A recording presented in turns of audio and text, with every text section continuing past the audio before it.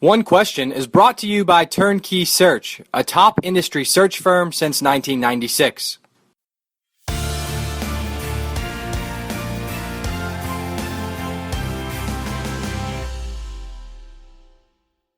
New Mexico State Athletic Director Mario Moccia is on One Question for the first time. Mario, we were talking a little bit before we started recording, and I think it's a really interesting topic because of what we think is so very few athletic directors who are the athletic directors at their alma mater. You are one, being a New Mexico State grad.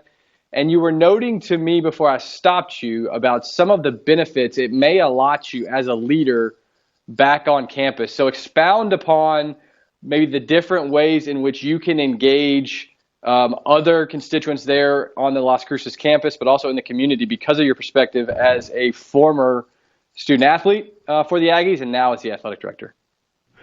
Well, I appreciate the opportunity, and I'll tell you, yeah, it is unique. I'll have to study to see how many of the Division I athletic directors are alums of their institution. You know, for me, when I left campus, I graduated in 1989 and I went off on my brief minor league baseball career.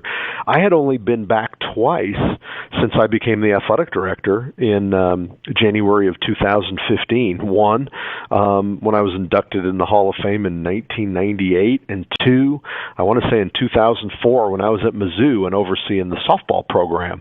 So I hadn't been back. I'd only been back twice, in a 20-year gap. So while things were dramatically different, the fact that I'm an alum did allow me to be a little more critical on the front end. When you're an AD, obviously, you go in and you want to listen to people and you want to get the lay of the land. I think my being stamped as an alum allowed me just to maybe tell things a little more truthfully and a little more without varnish on it, whether that was to our stakeholders or that was to, on-campus folks. So that was the biggest thing for me, that, it really allowed you kind of had that stamp of an alum and, hey, he knows what he's talking about, when truthfully I hadn't been back on campus for just a few times, in a 20-year period of time. Now that you've been back for nearly 3 years, do you feel like you can still use that leverage, or you still need that leverage, or is that a finite resource, even given the dynamics of coming back to campus now for a long stretch? Or can you continue to rely upon that as a strategy to get things done? Well, I think you can continue to rely on it. You're always going to, carry that badge as an alum. So when you're talking to other alums, certainly when you're relating to different things in Las Cruces, obviously many people go on, they move to Phoenix, to Dallas, and all over the country. I think it helps when you can draw on those personal experiences and what they're talking about. You've walked in the same, in the same buildings on campus, et cetera, et cetera. So I think it helps a lot. And I think it gives, whether it's right or wrong, it gives the appearance that you know a little bit more about, what the issues are and what needs to be done, because you've got that stamp of an alumni on you. Do you find it difficult at all, or is there any disadvantage in so much as I'm thinking the mindset of some people we know when they're at one place for a long time, you become apathetic maybe, and you get the attitude of, well, that's how things have always been done. Here's our place in the pecking order or in the overall ecosystem, and things are never going to change. Do you find that you get pushback on that because you are an alum to try to change the ethos, and people kind of look at you and go, man, you've been here, you know how this is? Do you see that at all?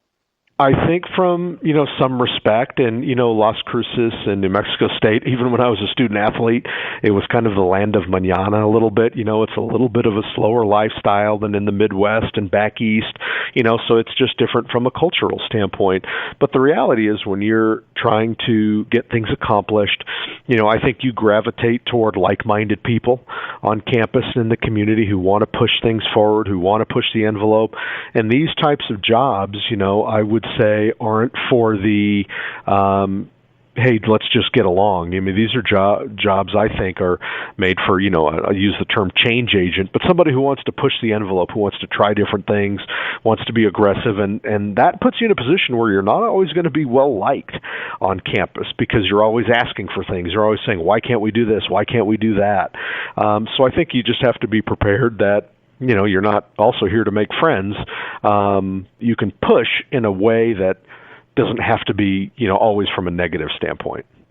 And that's today's One Question, brought to you by Turnkey Search, a top industry search firm since 1996. One Question is designed to give D1 Ticker subscribers valuable insights on how executive leaders in college athletics think about key issues on their respective campuses, in their departments, or within their leagues and conferences.